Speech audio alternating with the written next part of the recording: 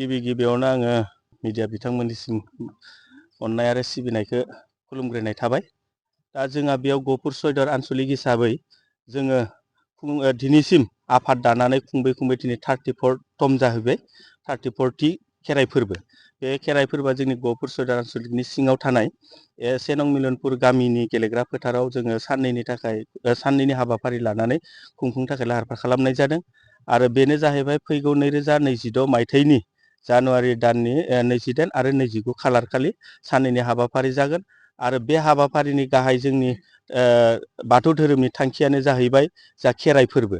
बे खेराइ फोरबोखौ जोङो 28 खालार बुधबार खालि फुंनि 10 बाजिनिफ्राय जोङो स्टार्ट खालायगोन, बेखेवजेनगोन। आरो बे बेखेवनाय हाबाफारिया जोंना सानसेनि हाबाफारि। बेखायनो मोनाबिलि समाव जोङो माइनाव थिखांनायजों लोगोसे बेखौ जोङो खेराइ फोरबोखौ फोजोबनाय जागोन। आरो 29 खालार खालि जोंहा माखासे गेवलां मेल दं। बे गेवलां मेलाव माखासे जोंनि टपिक दङ। बे टपिकफोराव जोंनि माखासे जोंनि गाहाय आलासिफोरनो जोङो टपिक होनाय जादों। बेनो जाहैबाय जोंनि दुलाराय गुदि बाथौ आफादनि बोसोनगिरि महरै जोंनाव गाहाय आलासि दङ मानगोनां गणेश मोसाहारि सार। बिथांनि टपिकआनो जाहैबाय बर' हारि आरो बाथौ धोरोम। आरो जोंनि गहपुर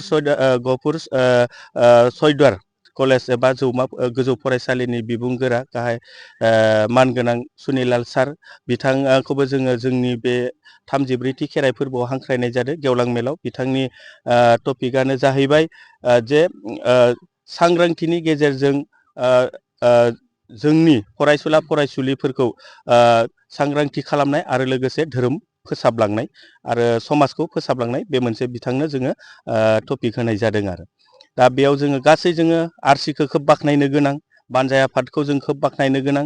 1 नं मिलनपुर गामिनि रायजो राजा आरो खाथि खालानि रायजो राजाफोरा जे साननैनि हाबाफारिखौ जेरैबायदि खुंफुंनो थाखाय बेयाव थाम थिम खालायबाय, बेखौ जों गहपुर सयदर आन्सलिक दिदोम आफाद जानानै जोबोद बाख्नायदों। आरो जाहाथे जोङो बे साननैनि हाबाफारिखौ जोबोर मोजाङैनो खुंफुंलांनो हागोन होननानै जोङो बेखिनियाव बिथांमोनखौ खावलायहरनाय थाखाबाय।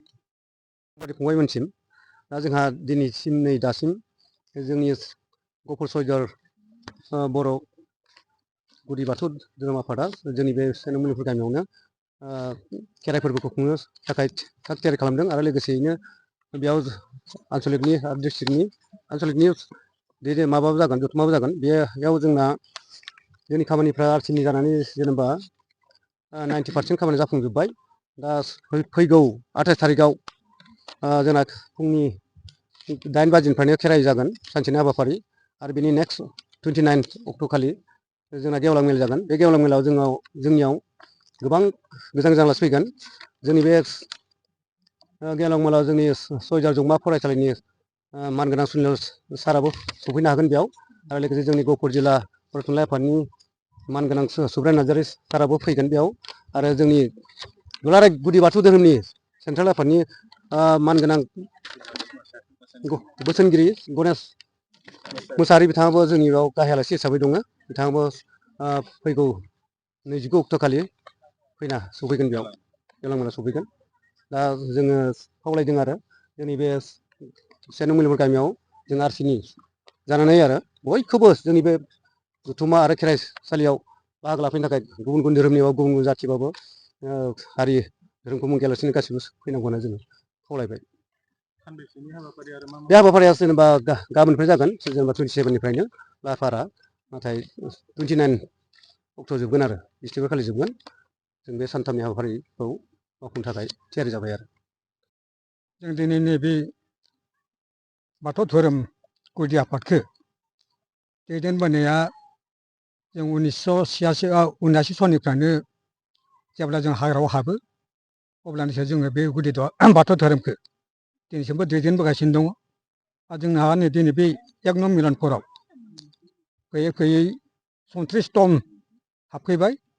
बेनिखायनो जोङो दिनै माखासे जोंहा गामियाव खेराइ फोरबोखौ जोङो दैदेननो हायाखैमोन। लोगोसे जों बेवहाय खाबु मोननायलाय दिनै जों बे गहपुर सयदर आन्सलिक गुदि बाथौ धोरोमखौ जेरैनो खेराइ फोरबोखौ देग्लाय जों बे मिलनपुरावनो लानानै फैनाय जादों।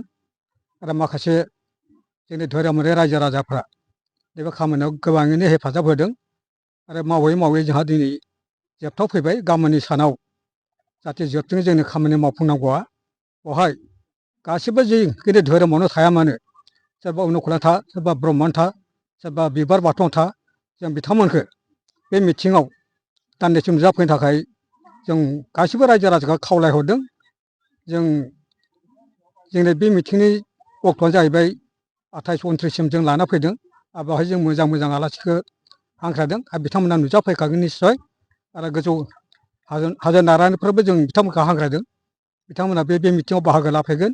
बेनिखायनो जाहाथे जोंनि खाथि खालानि रायजो राजाफोरखौ जाहाथे जिखि धोरोमा थाया मानो आं बिथांमोनखौ खावलायनानै जाहाथे नैबे मिथिङाव नुजाफैजागोन बिथांमोनखौ खावलायनाय थाबाय।